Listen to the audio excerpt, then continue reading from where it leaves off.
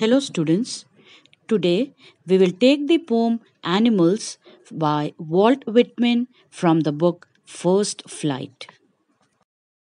Now, something about the poet. Walt Whitman was an American poet, essayist, and journalist. He is often called the father of free verse. At the age of 12, Whitman began to learn the printer's trade and he began reading the works of Homer, Dante, Shakespeare, and the Bible. In 1836, he began his career as a teacher in the one-room schoolhouses of Long Island. He continued to teach until 1841 and then he turned to journalism as a full-time career. In 1855, Whitman published Leaves of Grass with his own money and he continued expanding and revising it until his death in 1892. The poem Animals is from Walt Whitman's work Song of Myself.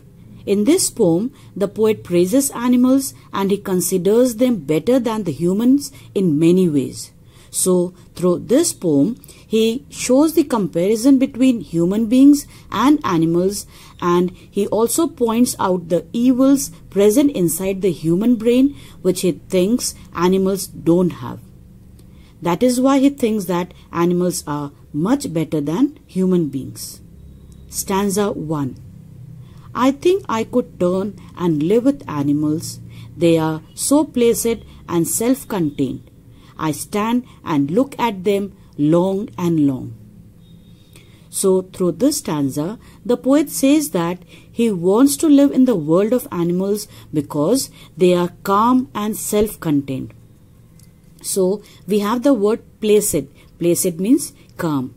And self-contained means they are happy with the life that they have.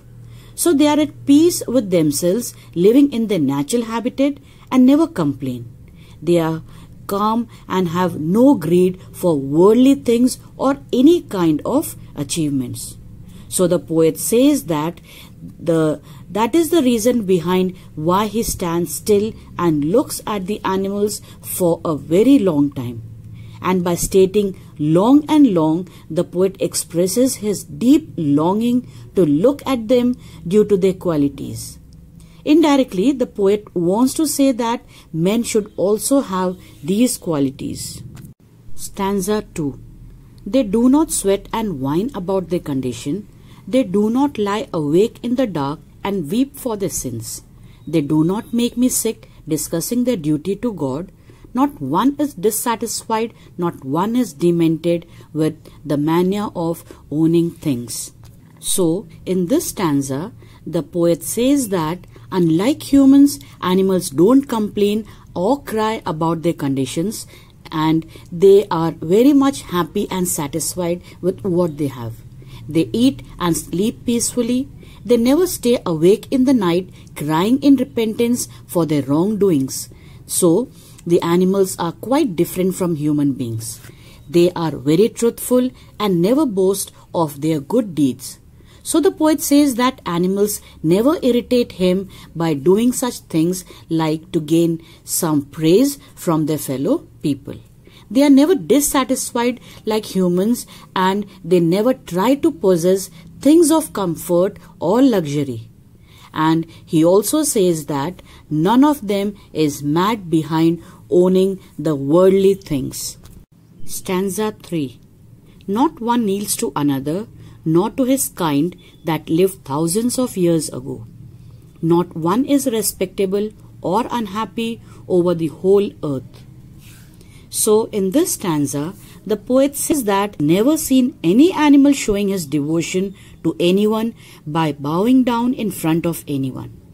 They do not do so even for their ancestors. They do not show devotion towards God like human beings do. No one among them is more respectable or important as we have in our human society. So, they do not need to respect one or insult the other as all of them are equal. They are satisfied within themselves and they are true in showing the relation with other animals. Stanza 4. So they show the relations to me and I accept them. They bring me tokens of myself, they evince them plainly in their possession. I wonder where they get those tokens.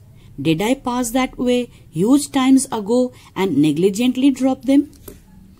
So, in the last stanza, the poet introspects himself and says that from where the animals got those good qualities. He further says that animals show their relations to him, and it means that animals seem to have what the humans had once. These are self-contentment and innocence. They remind the poet of these qualities and symbolize the lost values of humans. The poet also believes that the advancement has corrupted the humans and made them sinful instead of teaching good virtues like kindness, innocence, and self-contentment. The poet believes that the humans dropped these virtues long time ago and ignored these in their madness to possess more and more.